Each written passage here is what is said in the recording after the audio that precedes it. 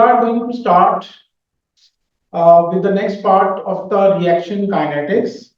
So in the reaction kinetics, my dear students, uh, we were doing the methods to find out the rate of reactions. Okay, so rate of reaction we were doing. The two methods we have done. The first method we have done, that was the syringe method. The second method we had done, that was the colorimetric method. Okay, so today we are going to start with the third method, that is the electrical conductivity method.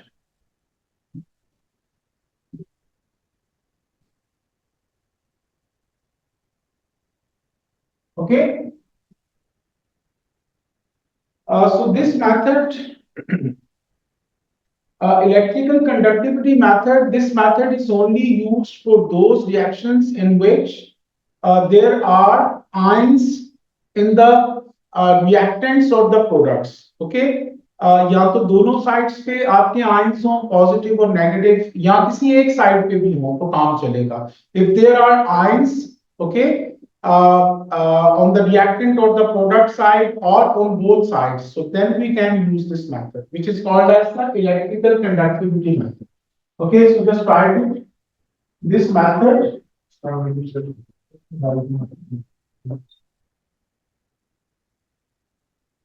could only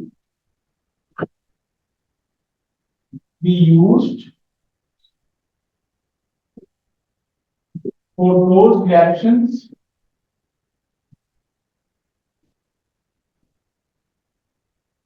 in which there are ions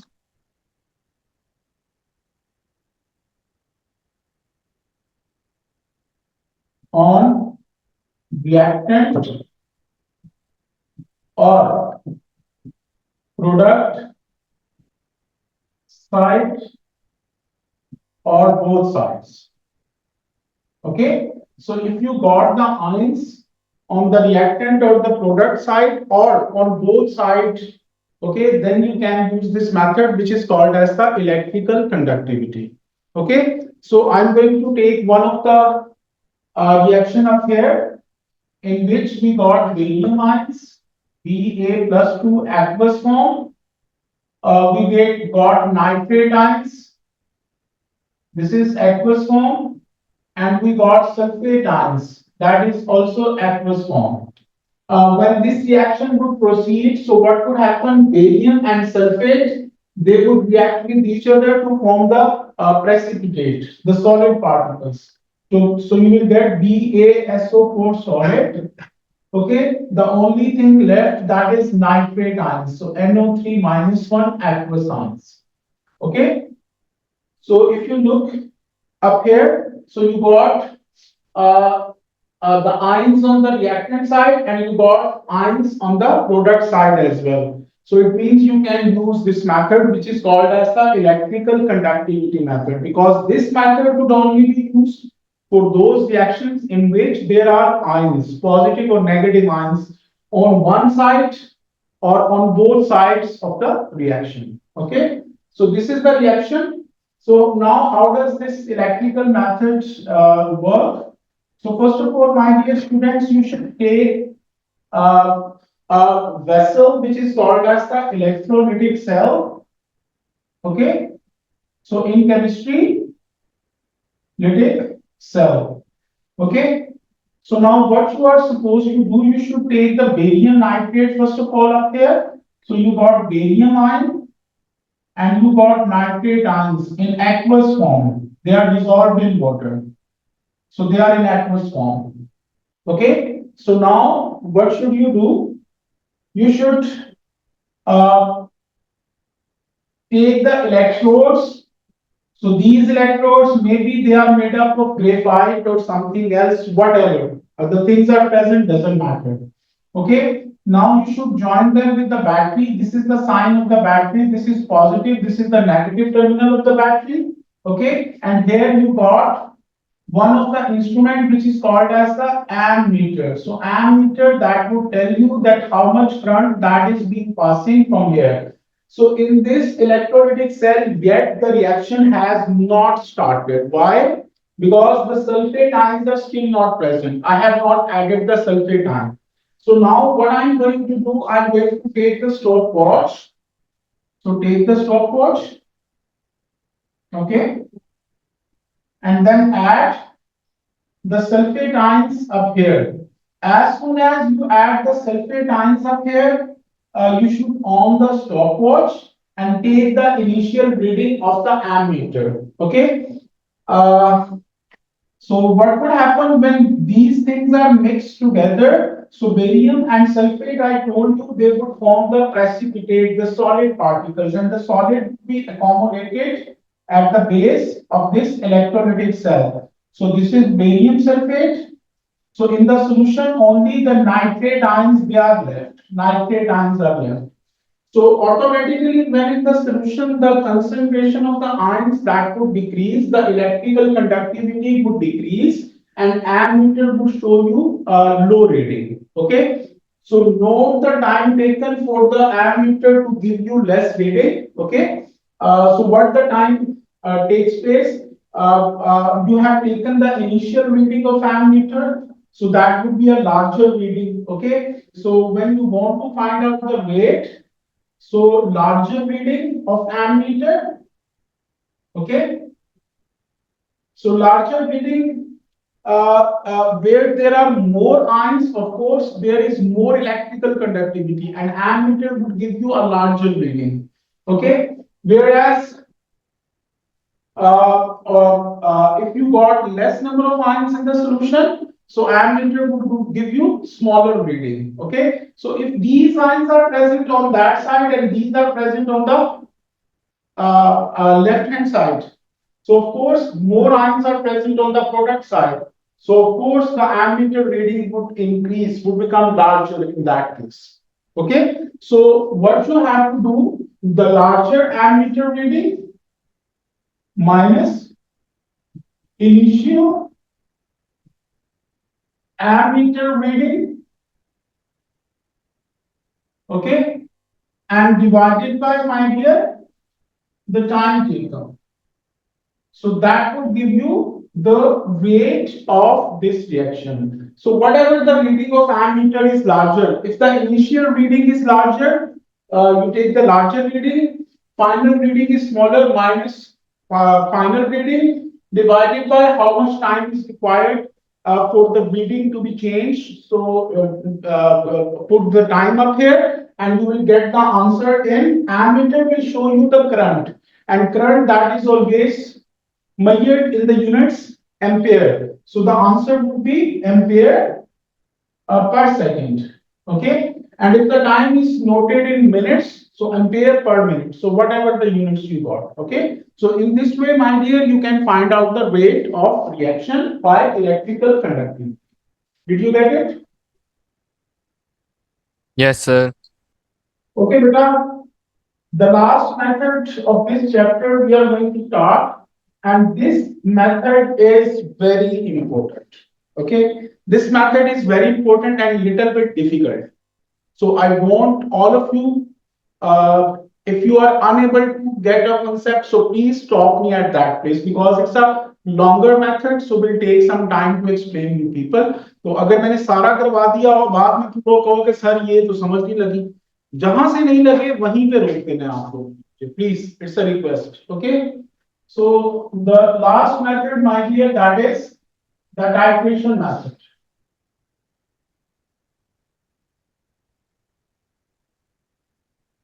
To find out the rate of reaction.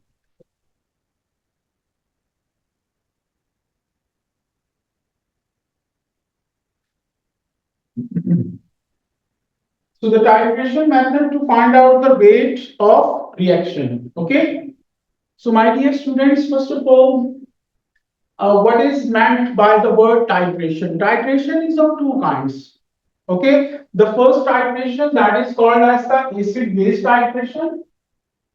Okay, acid base titration. And the second one that is called as the redox titration.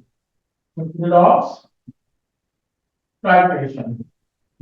Okay, in the acid base titration, uh, acid neutralizes the base. Okay, and this reaction is also called as a neutralization reaction. A salt is formed at the end. In the redox titration, you got a reducing agent and you got an oxidizing agent. When both of them they would react with each other, a neutral substance that is being formed. So that is why it is called as the redox titration. So keep this thing in your mind. The titration method that could be used for those reactions in which acid, base, reducing agent or oxidizing agent that is used in a reaction. Did you get it? Okay. So if any of the substance is present in a reaction, so you could use the titration method. Okay. So let me write it for you. So this method could only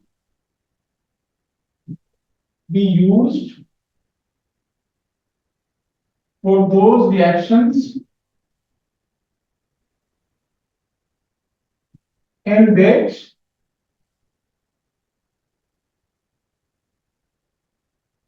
acid, base, reducing agent or oxidizing agent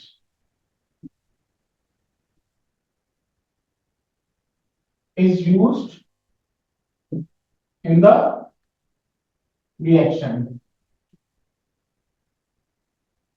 Okay.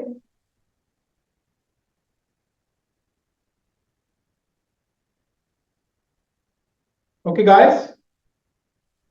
Now I'm going to suppose a reaction up here. So you people would be well aware of that reaction if you people have done the A1 organic. Okay. So maybe you would be well aware of this reaction. Okay. So let me tell you about it.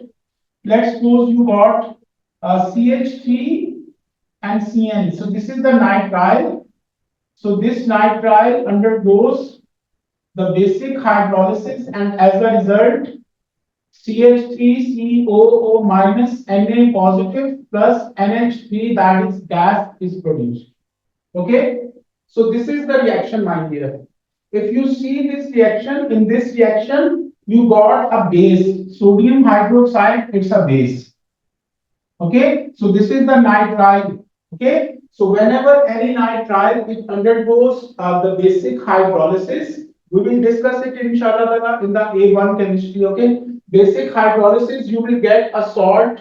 Okay, and ammonia gas that would be released. Okay, so here a base that is being used.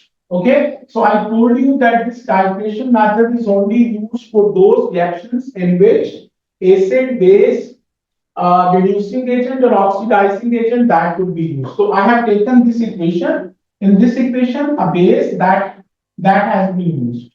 Okay. Uh, Now what would happen? Let me tell you about it. Just take a beaker in which you want to do this reaction. So in this beaker, you should take a first reactant nitrile, CH3 and CN. So everybody just look up here. This is nitrile. इसमें पानी भी आना है यार. तुम निकाल के उसको देख रहे हैं. वाटर भी साथ आएगा बैलेंसिंग में, लेकिन मैंने लिखा नहीं उसको. Okay, nitrile.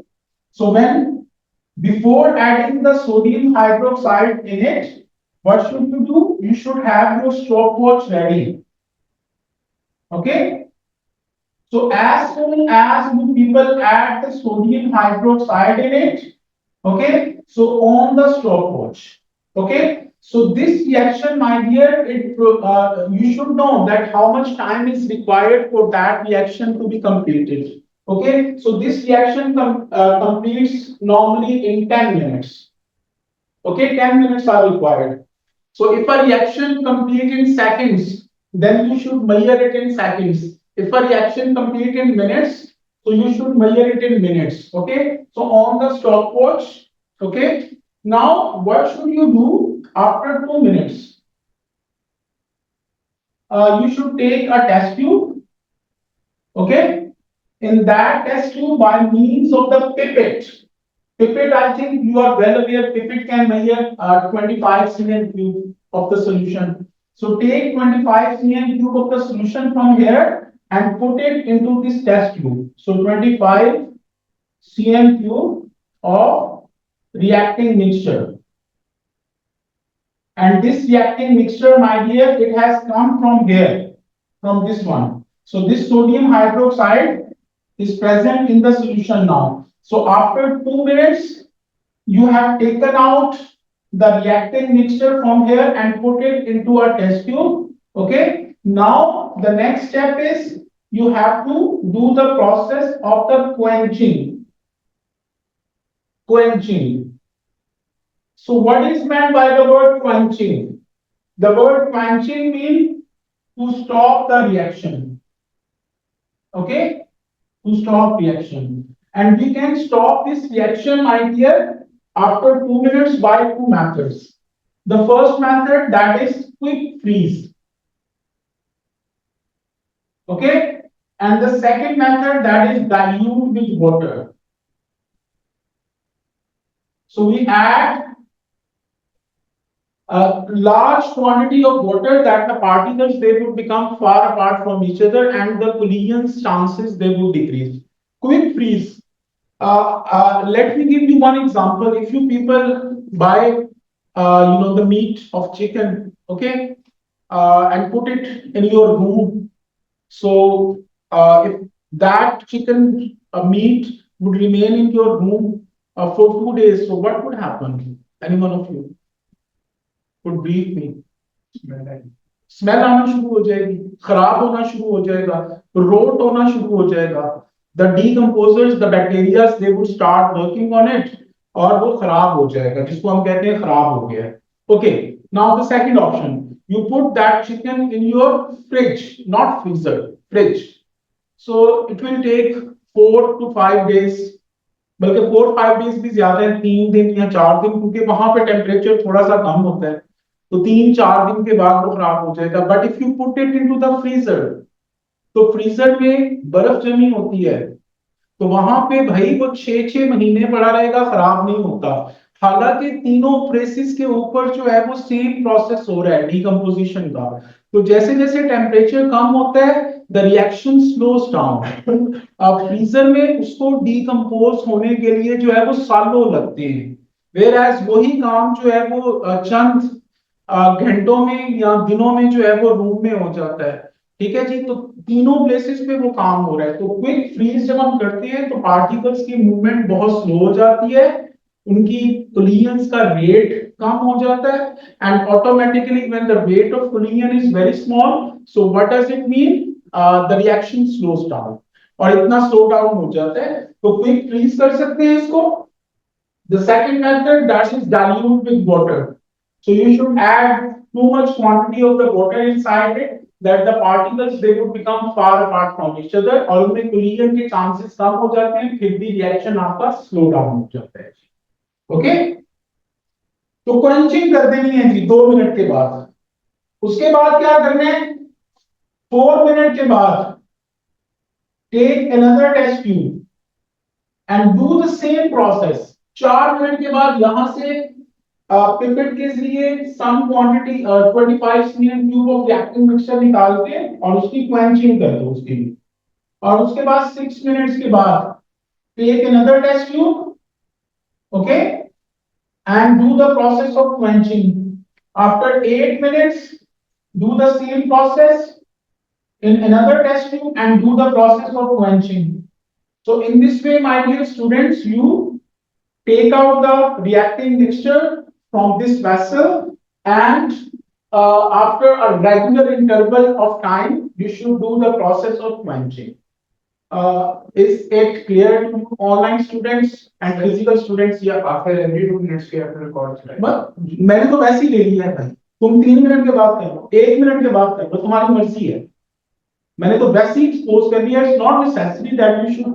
अगर ये सेकंड्स में होता, लेट्स सपोज कि 50 सेकंड में कंप्लीट होता, तो हम लोग हर 5 या 10 सेकंड के बाद निकाल के और उसकी क्वेंचिंग करते थे।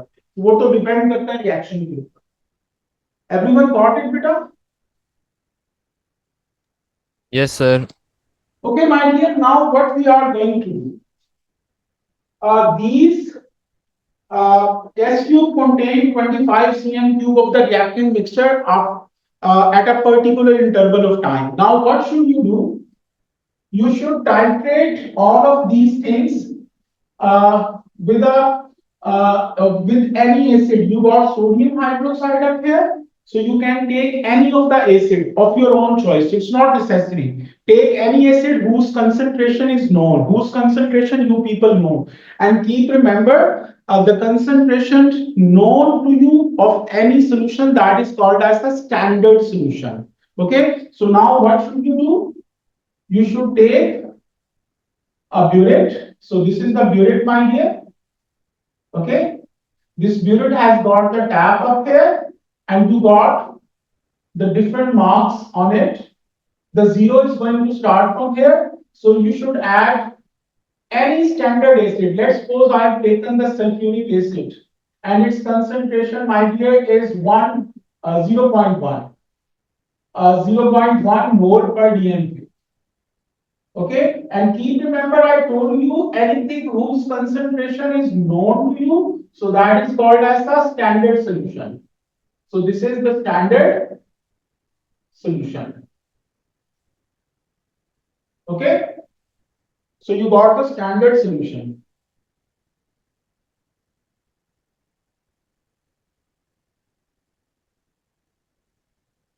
Okay, so you put the sulfuric acid up here. Now what should you do? Take this test tube in which you have taken the reacting mixture after 2 minutes, put it into a conical flask. So this is a conical flask. We add the 25 cm cube of reacting mixture, and this reacting mixture I have taken for 2 minutes after. Okay. Now you should add any indicator inside it, as it is a acid based titration. Okay, you know sulfuric acid and sodium hydroxide. So you can use any of the indicator. Okay, normally the indicator we use phenolphthalein or methyl orange. So put the indicator up here. Don't specify the indicator name. Put the indicator up here. Okay, and now titrate it against sulfuric acid. Okay, you should open up this tab, and drop by drop the acid would fall down in it, and you should continuously stir it. Okay, so as the indicator changes color of the tab, and note the volume of the acid used. Let's suppose the acid used volume is 22.3 cm3. So up till here the indicator changes color. Now you should do the calculations. How? First of all, you should make the equation NaOH and H2SO4. They would react with each other to form Na2SO4 plus H2O. And we should balance it. Na2, so put 2 up here. Hydrogen 2 and 2, 4, so put 2 up here. Okay. Now sodium hydroxide. Sodium hydroxide is present in this reacting mixture, and it got the volume 25 cm3. Okay. And sulfuric acid, its concentration is 0.1, and its volume, that is 20.3 cm3. Now, my dear students, you know that make the moles of it by molar ratio, make the moles of it, and find out the concentration of this sodium hydroxide after 2 minutes. And repeat this whole process with all of these test tubes. Okay, so you know that as the time passes, the concentration of sodium hydroxide up here, that would start decreasing. Why? Because it is used to react with this nitrile, so its concentration would decrease. So you should note down the sodium hydroxide concentration by this calculation for 2 minutes, 4 minutes, 6 minutes, and then draw a graph. Here we should take the time in minutes. This is 0, 2, 4, 6, 8, and here you got the concentration of sodium hydroxide. Okay, so let's suppose it's 0.1, 0.2, 0.3, 0.4. So its concentration that would decrease with the passage of time. Okay, now you got a curve, and when you want to find out the rate of reaction at any time, so this is a curved surface, you should draw a tangent. Let's suppose on 3 minutes. So draw a tangent, take any to find out the gradient of it. Okay, so, and then you can find out the rate of reaction by taking the gradient. Did you get it? Yes, sir. So this is easy method, but if you understand, it's not necessary that base, here maybe some of the reaction acid is used. So you can, in acid one, you should take the base in the burette, okay, and titrate it and find out the concentration after every time, okay, in each test tube, its concentration with the passage of time that would decrease, draw the graph like that, okay, and then find out the rate of this reaction. So this is very important with respect to your P5 as well. Yep. Sir ये तो इससे base का आपने sample दिया है जी जी redox का redox का भाई किसी भी चीज की ऑक्सीडेशन रिडक्शन हो सकती है यार ये देखो ना भाई I2 है ठीक है ये I माइनस बन गया तो 0 से -1 क्या होता है तो ये चीज ऑक्सीडाइजिंग एजेंट है अगर इसको उल्टा ले लो ये I माइनस है ठीक है I माइनस से I2 बन जाता है तो ये क्या होगी ऑक्सीडेशन की रिड्यूसिंग एजेंट होगा तो इसका किसी ऑक्सीडाइजिंग एजेंट पोटेशियम मैग्नेट से कर लो भाई समझ लगी है तो उस तरीके से कर सकते हैं ओके लेकिन वो इतनी मुश्किल चीजें नहीं देगा मैंने तो आपको काफी डिटेल में बता दिया okay so this chapter my dear is completed इंशाल्लाह from tomorrow we are going to start with the organic chemistry electrochemistry को मैं ट्रांजिशन मेटल के साथ करवाऊंगा क्योंकि वो दोनों आपस में कनेक्टेड हैं ठीक है तो ट्रांजिशन मेटल से पहले I would do the electrochemistry of physical chemistry का इलेक्ट्रोकेमिस्ट्री वाला पार्ट दूंगा ओके गाइस